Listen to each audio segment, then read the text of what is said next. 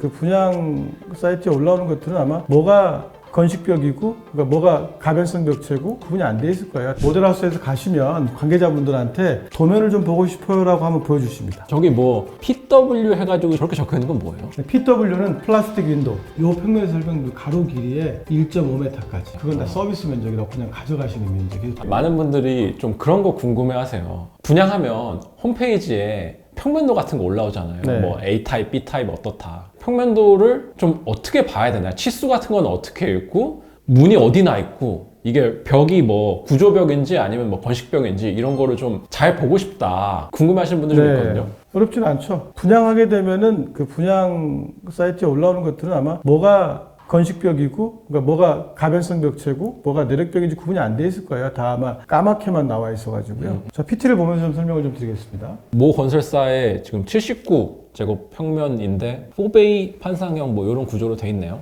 벽이 회색인 게 하나 있네요. 나머지는 다 까만색인데 저건 무슨 차이예요? 이 회색 벽체는 일단 기본적으로 가변형 벽체고요. 두 침실을 터쓸 수 있는 개념이죠. 나머지는 그럼 가변형이 아닌 거고요? 아, 근데 그렇게 보기엔 좀 그런 게 지금 두께가 어느 정도 되는 이런 외곽 벽체라든가 이런 벽체들은 다 내력벽일 것으로 저는 판단하는데 네.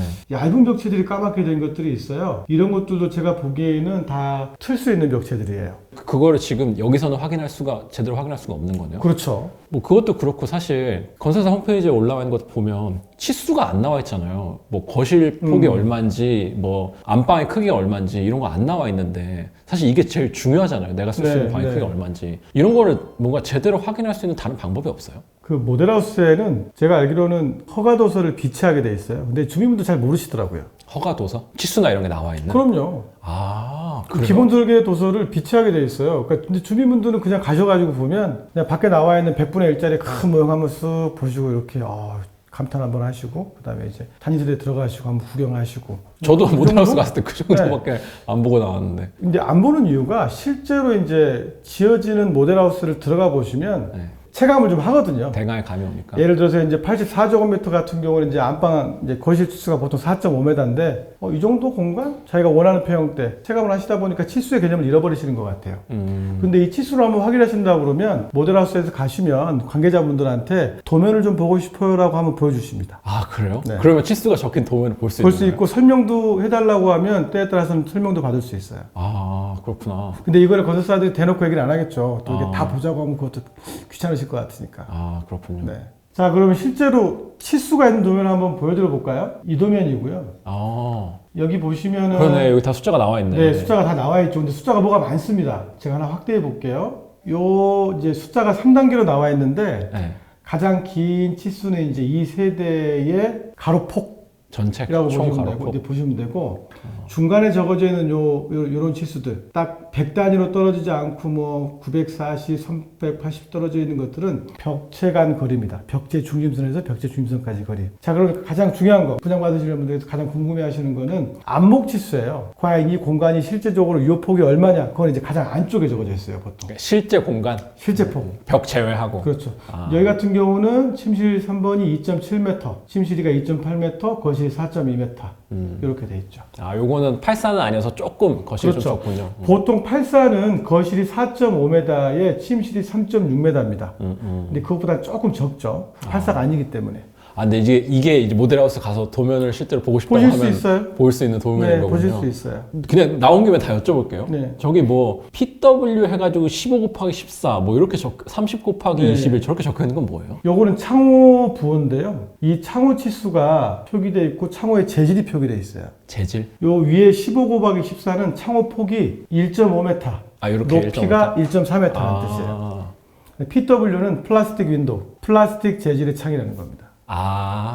네. 그러면 여기 WD 보면 볼까요? WD는 뭐예요, 진짜? 9의 23은 폭이 90cm에 높이가 2.3m 라는 뜻이고요. 근데 그러면 잠깐만, 저 높이가 2.3이면 층고가 2.3이라는 뜻은 인 건가요? 아닌 건가요? 이 정도면 네. 천장고하고 문 높이가 똑같은 거예요. 제가 예상컨대 이 주택은 천장고가 네. 2.3m일 거예요. 그래서 문 높이가 2.3이라고 써 있으면 저 문이 방의 바닥에서부터 천장까지 바짝 붙어 있는 거예요. 요즘은 다 저렇습니다. 요즘은 이렇게 2.1m 정도로 작게 안 만들어요. 그래야 시원시원해 보이거든요. WD는 우드도어. 우드도어. 이거는 그냥 나무 재질인 거죠. 나무문의 약자군요. 예. 그 다음에 그럼 또 궁금해하실 게 ABS예요. 뭐예요? ABS는 뭐지? 이제 이 치수 개념은 이해하셨고, 네, 저거 욕실문이죠. 그 욕실문이죠. 그럼 욕실문은 이걸 WD 우드도어를 쓰면 좀 물이 많이 묻고 그러면 잘 썩지 않을까요? 방수 못했는 뭐 그런 그래서 이제 뜻인가요? 합성 수지로 만드는 문입니다. ABS가 뭐 약자는 아니에요? 약자죠. 예. 합성? 제가 그 약자까지 이해는 잘 못하겠네요. 그건 자재니까. 네, 자재니까 제가 좀 들어가서 한번 검색 한번 해볼게요. 저기 팬트리 옆에 X자로 돼 있는 저런 건 뭐예요? 이거는 네. 그 주방의 그 시스템 공간이라고 그래서 냉장고하고 김치 냉장고가 들어가는 공간입니다. 아파트 가면은 이렇게 이런 공간들이 있잖아요. 네, 미리 식당 파놓죠. 옆에. 예. 그렇죠. 여기에 이제 들어가는 거고 이 치수는 건설사마다 기준이 다 달라요. 어떤 데는 뭐 75cm, 어떤 데는 80cm, 어떤 데는 85cm. 깊이가 다 다릅니다. 근데 그 깊이에 따라서 시스템 냉장고에 음식이 들어가는 깊이가 달라지는 거죠. 어차피 이 라인을 딱 맞춰서 시공을 해놓기 때문에 저게 사실 깊으면 상관없는데 너무 짧아서 튀어나오면 약간 좀 보기 안 좋겠죠. 그렇죠. 저 욕실 위에, 욕실 2 위에 PD라고 돼 있는 건 뭐예요? 여기는 설비 공간인데요. 이제 이 물 쓰는 공간에 생각해 보시면 이 좌변기에 큰 일 보면 나가야 될 그 관이 들어가야 되고 네. 이제 욕실에 이제 뭐 따뜻한 물, 그 다음에 물 쓴 거 내려가야 되고, 그 다음에 여기서 물 다 쓰고 나면 또 샤워하시면 또 그 물 또 내보내야 되고, 그런 설비 배관들이 설치되는 공간이에요. PD는. 그래서 파이프 덕트. 파이프 덕트. 파이프 들어가는 공간이다. 근데 이제 추가로 여기 보면 이렇게 계속 주변에 찌글찌글 이렇게 표현된 게 있을 거예요. 네. 이제 이런 건 단열재입니다. 단열재. 이 세대 같은 경우는 단열재가 이렇게 돌아가 있죠. 추가로 설명드리면 네. 이 실외기실은 에어컨 냉방장치를 놔두는 실이잖아요. 그럼 이 실외기실은 사실 여기에 있는 그 개폐 루버가 있는데 이 루버가 단열되는 게 아니에요. 이제 여기는 외기라고 보고 단열재가 이렇게 안으로 돌아가는 거예요. 저기까지는 할 필요가 없으니까. 네. 이 단열재 위치는 뭐 여기일 수도 있고 이쪽일 수도 있는데 어쨌든 실외기실은 이제 완전 외기 조건이라고 보고 밖에 있다고 보고 단열재가 이 안쪽으로 돌아가서 이제 난방을 해주는 겁니다. 이건 옆에까지 동시에 나와 있네요. 그렇죠. 옆 세대. 그러니까 2세대에 미러가 되어 있는 거죠. 이제 여기 이제 방화문이 들어가고요, 이렇게. FSD가 저 방화문의 약자인 네. 거예요. FSD가 방화문의 약자. 저기가 이제 그 엘리베이터 타고 이런 네, 복도 공간인 거고. 홀이고요. 이 타입은 로비형 코어라고 그래서 승강장 앞에 이렇게 로비가 만들어져 있는. 79제곱을 이 정도 뽑으면 잘 뽑은 건가요? 굉장히 잘 뽑은 거죠. 건설사 입장에서도 굉장히 만족하셨을 것 같아요. 왜냐하면 일단 요철이 하나도 없습니다.